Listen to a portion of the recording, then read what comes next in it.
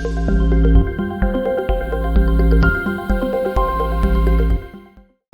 Friends, आज हम करेंगे कैश फ्लो के कुछ सम्स। और ये वीडियो देखने से पहले मेरी रिक्वेस्ट है, कैश फ्लो का एक तो मैंने वीडियो बनाया हुआ है of the explanation of the format और एक बनाया हुआ है एक्सप्लेनेशन ऑफ द एडजस्टमेंट।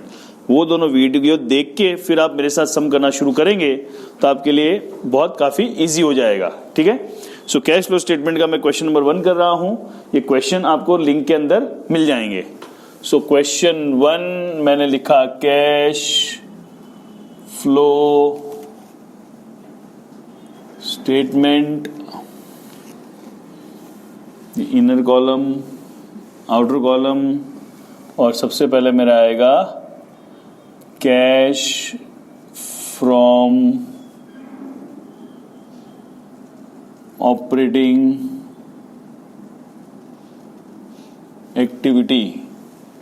ये हो गया पॉइंट ए। क्लियर है? फिर इसके अंदर आएगा net profit after tax and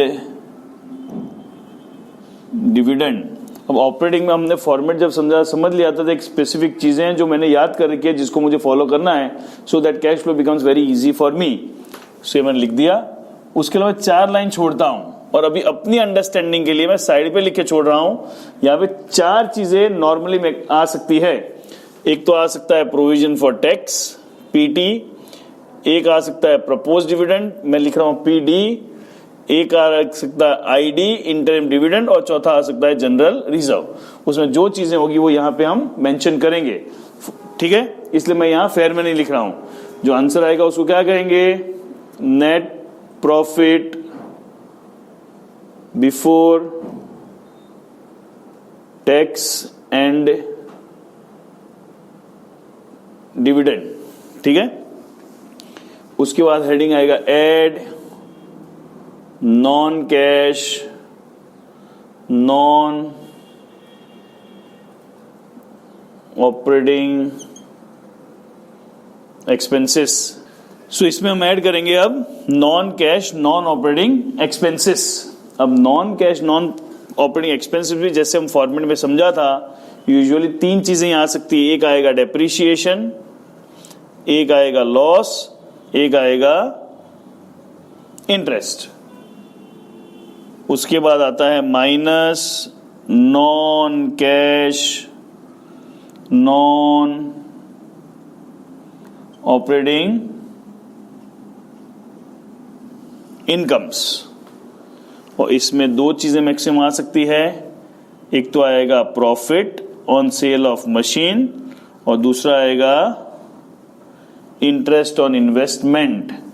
और जो आंसर आएगा वो मुझे क्या मिल जाएगा? Cash flow before working capital changes. मैं अभी कुछ भी मैंने क्वेश्चन नहीं पढ़ा, मैं सिर्फ मेरा फॉर्मेट मुझे पता है इस तरह से ऑपरेटिंग में आएगा। जो मैंने याद कर रखा है मैं उसको फॉलो कर रहा हूं। देन उसको हम नेक्स्ट पेज पे कंटिन्यू कर रहे हैं। से जो cash flow before working capital changes था वो यहां पे आ गया। Then plus minus working capital changes करेंगे और उसके लिए रूल बहुत क्लियर था। मैं यहां ऊपर लिख देता हूं करंट एसेट्स है, so it has got a direct relation, और current liability has got current asset got indirect relation, और current liability has got direct. मतलब लायबिलिटी बढ़ेगी तो कैश बढ़ेगा, लायबिलिटी घटेगी तो कैश घटेगा। लेकिन एसेट बढ़ेगी तो कैश घटेगा, और एसेट घटेगी तो कैश बढ़ेगा, रिवर्स है। सो आ जाएगा। सो मुझे आंसर क्या मिल जाएगा? Cash flow before tax minus tax paid, और जो आंसर आएगा वो क्या हो जाए? Cash from operating. और सबसे ज्यादा मुश्किल कैश फ्रॉम ऑपरेटिंग में होती है, इसलिए मैंने क्या कर लिया है कि कैश फ्रॉम ऑपरेटिंग का पूरा फॉर्मेट मैंने याद कर लिया। ये चीज आ सकती है। देन कम्स कैश फ्रॉम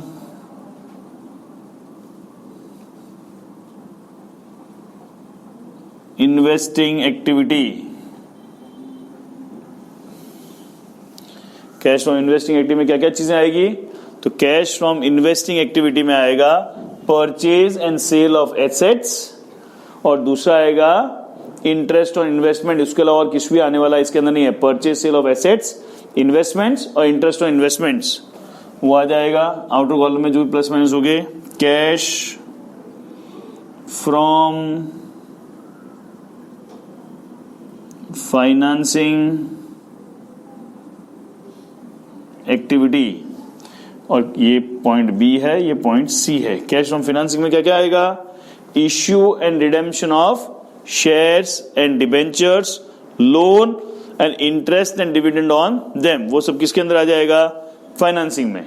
और then eventually the last part will come is A plus B plus C, this is we are ending our some.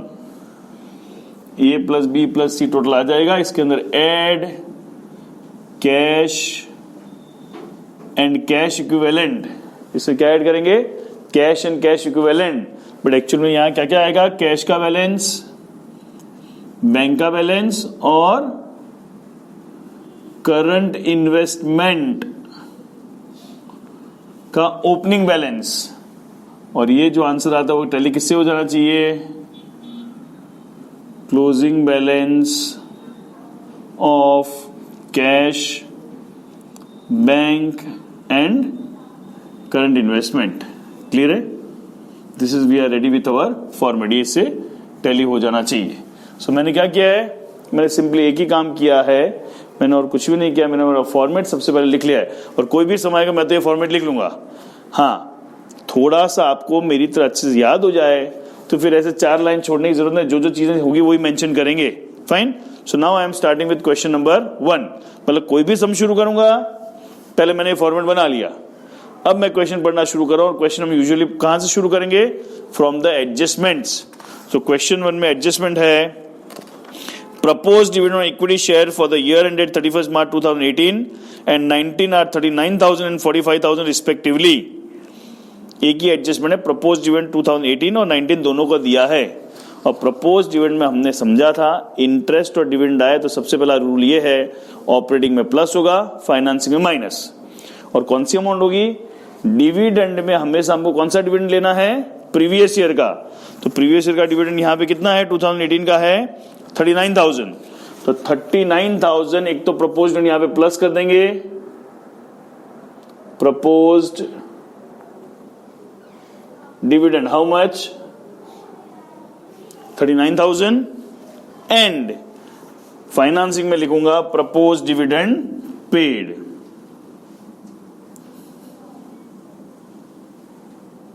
Proposed dividend paid कितना था? 39,000। ये पे किया इसलिए यहां पे क्या होगा? नेगेटिव। यहां पे ऐड करना था इसलिए क्या हो गया? पॉजिटिव। क्लियर है? सो हमने सबसे पहले क्या खत्म कर दिया? एडजस्टमेंट। एडजस्टमेंट खत्म करने के बाद जैसे हम बैलेंस शीट पे आएंगे, सबसे पहली चीज अपने को देखनी है, अपना प्रॉफिट निकालना है। सो बैलेंस शीट में देखेंगे इक्विटी शेयर कैपिटल है, रिजर्व एंड सरप्लस है, point number 1। And I hope you know how to read the balance sheet. Balance sheet में जहां पॉइंट नंबर 1 दिया है तो हमको नोट्स ऑफ अकाउंट्स में देखना पड़ेगा। तो नोट्स ऑफ अकाउंट्स में दिया हुआ है सरप्लस, बैलेंस इन स्टेटमेंट P&L, ओपनिंग बैलेंस है 18, क्लोजिंग बैलेंस है 27। तो दोनों का जो डिफरेंस होगा वो कहां पे आ जाएगा? Net profit before tax and dividend how much? 9,000। ये कैसे आया? 27,000 माइनस 18,000। क्लियर है? हमने पहले क्या किया? एडजस्टमेंट कंप्लीट किए। एडजस्टमेंट करने के बाद बैलेंस शीट में सबसे पहली चीज मैंने क्या देखी? स्टेटमेंट ऑफ P&L का बैलेंस। उसका जो डिफरेंस था पॉजिटिव आ रहा था प्रॉफिट, नेगेटिव आता तो हम क्या लिख देते? लॉस। और रिजर्व और सरप्लस में एक चीज और दी हुई है, जनरल रिजर्व। ये हमेशा इंक्रीज ही होगा। ओपनिंग बैलेंस था 20, क्लोजिंग बैलेंस हुआ 30। जनरल रिजर्व की इफेक्ट कहां लिखी हुई है? हमने ऑपरेटिंग में लिखी हुई है जनरल रिजर्व। तो यहां लिखूंगा ट्रांसफर टू जनरल रिजर्व। कितना आ रहा है डिफरेंस? 30 माइनस 20, इंक्रीज कितना हो रहा है? 10,000। क्लियर है? हमने एडजस्टमेंट खत्म किया। एडजस्टमेंट खत्म करने के बाद हमने क्या किया? स्टेटमेंट ऑफ P&L सरप्लस का हमने यहां बैलेंस लिख लिया। उसके बाद स्टार्टिंग से बैलेंस शीट पढ़ना शुरू करना है और एंड तक जाना है और अपना जो एक्सप्लेनेशन टू बैलेंस शीट 1 में हम जो चीजें समझी थी उसको फॉलो करना है, अपना आप अपना सम टैली हो जाएगा। So I am starting from the beginning. Equity share capital, opening balance है 3 लाख, क्लोजिंग बैलेंस है 350। अब एक लॉजिकल ब्रेन सोचो, अगर शेयर कैपिटल का बैलेंस बढ़ रहा है तो पहले तो उसकी इफेक्ट कहां जाएगी, फाइनेंसिंग में। बढ़ रहा है तो पैसा आ रहा है कि जा रहा है, 50,000 इंक्रीज हुआ तो पैसा आ रहा है। तो I right issue of share, how much, 50,000, positive है, पैसा आ रहा है। उसका रिजर्व सरप्लस ऑलरेडी हम देख चुके हैं। ट्रेड पेएबल, अब ट्रेड पेएबल क्या है, वर्किंग कैपिटल। वर्किंग कैपिटल के लिए हमने यहां जगह छोड़ी हुई है तो I write trade payable. Trade payable opening है 35, क्लोजिंग है 53, 18,000 क्या हुआ, इंक्रीज। और लायबिलिटी का कैश के साथ डायरेक्ट कनेक्शन है, कहां पे लिखूंगा, इंक्रीज।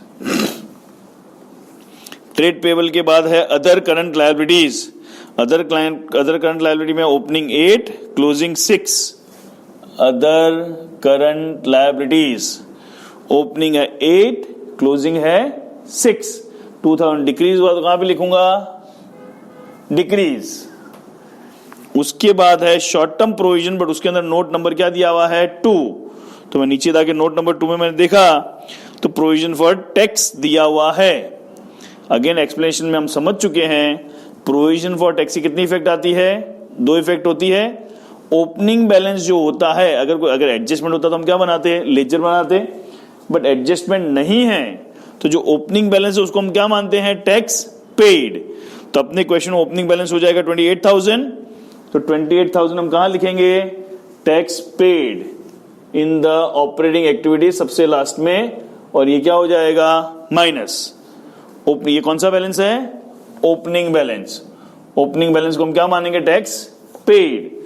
और क्लोजिंग बैलेंस है 32, उसको हम क्या मानेंगे, प्रोविजन। तो यहां पे ऐड करूंगा प्रोविजन फॉर टैक्स। कितना है, प्रोविजन फॉर टैक्स है 32,000। क्लियर है। टैक्स में अगर एडजस्टमेंट होता तो लेजर बनता, एडजस्टमेंट नहीं है। ओपनिंग बैलेंस को मानते हैं हम टैक्स पेड, क्लोजिंग को मानते हैं हम प्रोविजन फॉर टैक्स, वो हमने यहां पे ऐड कर दिया। क्लियर है। अगेन बैलेंस शीट को आगे बढ़ा रहा हूं तो हम now move on to the asset side.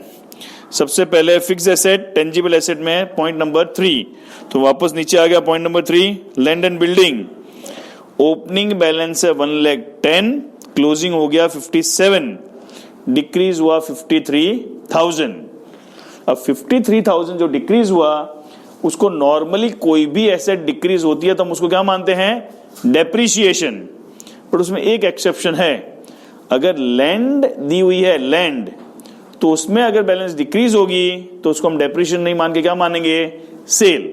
तो यहां पे डिक्रीज कितना हो रहा है, 43 एंड 53,000, उसको हम क्या मानेंगे, sale of land and building. Land के अलावा और कोई भी चीज होती, अगर कोई एडजस्टमेंट नहीं है, डिक्रीज होगा तो हम क्या मानेंगे, depreciation. But land and building के केस में हम क्या मानेंगे, 50, हमने सेल किया तो पैसा आया, इट्स अ पॉजिटिव, नेगेटिव नहीं होगा। क्लियर है, sure. Next is plant and machinery.